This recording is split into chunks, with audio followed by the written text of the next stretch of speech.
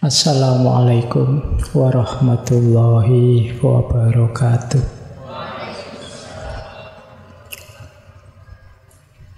Bismillahirrahmanirrahim. Alhamdulillahirabbil alamin. Wa bihi nasta'inu ala umurid dunya waddin. Allahumma sholli wa sallim wa barik ala habibina wa syafi'ina sayyidina wa maulana Muhammadin wa ala alihi wa ashabihi wa man tabi'ahum bi ihsanin ila yaumiddin. Amma ba'du. Bismillah, mari kita lanjutkan lagi ngaji kita.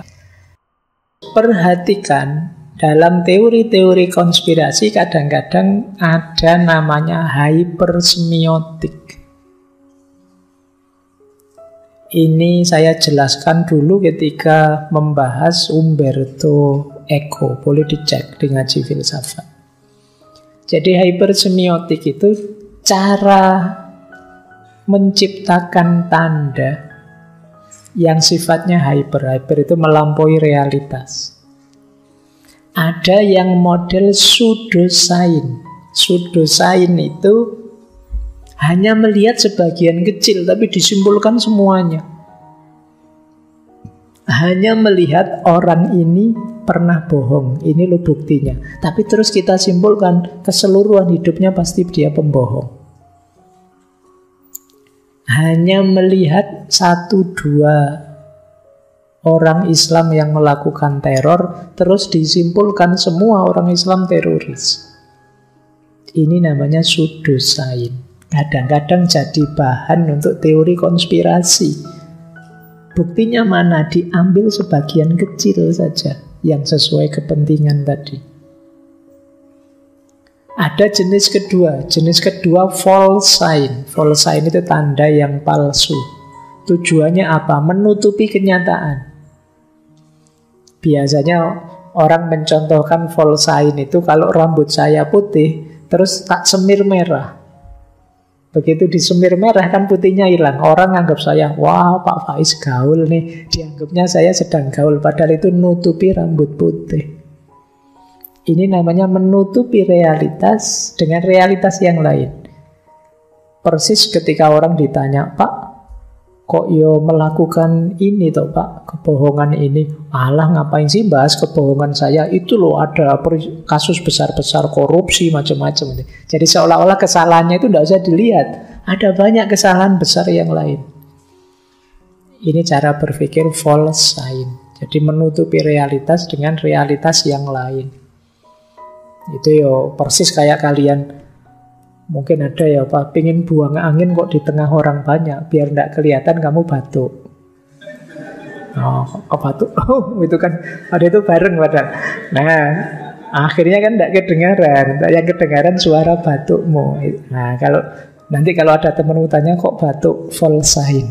Jadi ini sedang bikin tanda palsu biar aslinya tidak ketahuan. Ya, terus ada namanya recycle sign. Recycle sign itu data lama. Tapi karena kita perlu, padahal tidak relevan, kita pakai lagi sekarang. Saya pernah itu ada di medsos itu. Ini peristiwa kecelakaan di Afrika. Ada gambar mayat bergelimpangan. Tapi terus dikasih caption, inilah kekejaman tentara. Ini namanya recycle sign. Tidak tentang itu sih, tapi dipakai sebagai ilustrasi tentang itu. Daur ulang data untuk kasus, ruang, dan waktu yang berbeda. Ada lagi namanya superlative sign. Superlative sign itu ya tanda yang berlebihan. Itu seperti dramatisasi tadi. Tidak seheboh itu, tapi dibikin sangat heboh. Ini yang disebut hypersemiotik dalam teori konspirasi. Cara meramu sehingga lahir teori konspirasi. Kadang-kadang pakai pseudosain, kadang pakai false sign, kadang pakai recycle sign, superlative sign, dan lain sebagainya. Lanjut. Ini mungkin terakhir ya. Tapi terus gimana Pak kalau saya berhadapan dengan orang yang mengagungkan teori konspirasi? Di salah satu sumber saya sebutkan, diam saja. Tidak usah diajak debat. Tidak ada selesainya. Mungkin ada orang yang masih percaya bumi datar, mungkin ada orang yang macam-macam kan. Teori konspirasi tadi termasuk konspirasi COVID, konspirasi ini itu. Mereka yang sangat yakin dengan teori konspirasinya ya sudah. Jangan capek-capek meladeni debat mereka. Kenapa sulit? Kenapa kita jangan capek? Yang pertama, cara berpikirnya tidak memungkinkan untuk berdebat.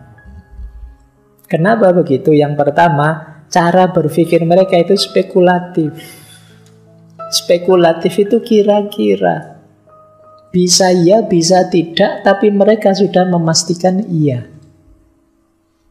Ini yang sulit. Kalau ditanya buktinya ya sulit. Jadi spekulasi itu kan masih kayak kita membahas yang gaib-gaib itu loh. Kalau tiba-tiba saya bilang di sudut masjid sana ada perempuan, itu kan memang ada. Ya misalnya, itu kan kamu sering nonton yang horor-horor itu ya. Minggu depan kita bahas itu supernaturalisme. Jadi di sudut sana, ketika saya bilang begini, itu kan bukti faktanya sulit. Kamu bisanya ya spekulasi-spekulasi, wong kamu ndak bisa lihat langsung. Barang spekulasi itu ndak bisa diperdebatkan. Kenapa? Faktanya ndak ada, hanya kira-kira. Kamu tidak bisa kan membantah orang yang berspekulasi. Misalnya saya membaca beberapa kitab kemarin menarik, ada dari Pakistan yang isinya panasnya neraka itu sekitar sekian juta derajat Celcius berapa gitu. Jadi ngukurnya dari mana ya kok bisa tahu? Itu pasti kalau bahasa Jawa dengan otak-atik gaduk terus berspekulasi. Ini kan kita bantahnya susah. Mau bilang tidak, terus kalau ditanya lah menurutmu berapa ya, jawabnya ya susah. Jadi nalar seperti teori konspirasi ini isinya spekulasi. Jadi perdebatan tidak akan selesai. Biasanya ujungnya ya sudah tergantung keyakinan masing-masing. Akan begitu. Lah terus ngapain tadi kamu habis waktu, habis tenaga untuk debat? Yang kedua, cara menyikapi datanya beda. Mereka ini cara berpikirnya tertutup. Bahwa pikiranku pasti benar. Ketika tertutup, kalian beri bukti apa saja, mereka tidak akan menerima. Kecuali buktinya mendukung kebenaran mereka. Bahkan nanti ada kelompok pengagum teori konspirasi tertentu yang menganggap ilmuwan-ilmuwan di dunia ini sebenarnya berkonspirasi untuk menghadirkan kepalsuan-kepalsuan. Kecuali 1-2 yang mengikuti kita, itu ilmuwan sejati. Yang lain tidak sejati semua. Nah ini cara memperoleh informasinya seperti ini ya sulit. Menghadapi orang tertutup kan kita tidak bisa mendebat. Orang itu bisa berdialog, berdiskusi, berdebat kalau sama-sama terbuka. Kalau sudah tidak bisa diubah, kalau sudah pakai level pokoknya, tidak usah capek-capek berdebat.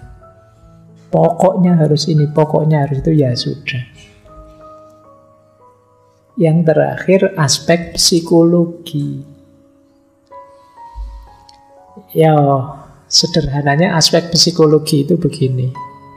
Daripada kalian capek-capek berdebat, sing waras ngalah. Itu kayak kemarin ya, wani ngalah itu. Kadang-kadang memang sampai di titik itu. Karena mereka ini secara psikologi, mereka ini merasa benar, hebat. Orang yang tidak setuju mereka itu orang yang tidak tahu, orang yang tertipu. Ya sudah, kalau mentalnya kayak gini kan kita ngomong apa saja kita dianggap itu kalimatnya orang yang tidak tahu, kalimatnya orang yang tertipu. menghadapi orang seperti ini ya berat. Makanya ya wis monggo sajalah, sesuai keyakinan masing-masing. Pada akhirnya begitu. Sampai dia terbuka dalam arti yuk siap menerima data baru, menerima fakta baru, siap diyakinkan, tidak merasa dirinya satu-satunya yang benar dan lain sebagainya. Jadi yang terakhir ini untuk menyelamatkan kita juga biar tidak capek. Karena kadang-kadang kita itu kan sering, apalagi yang muda-muda, sok panasan kan, ada gini, wah dibantah terus kamu gegeran di komennya Facebook, komennya Twitter, tidak selesai-selesai. Ya wis lah, monggo kan gitu saja sudah. Biar kalian tidak terlalu capek.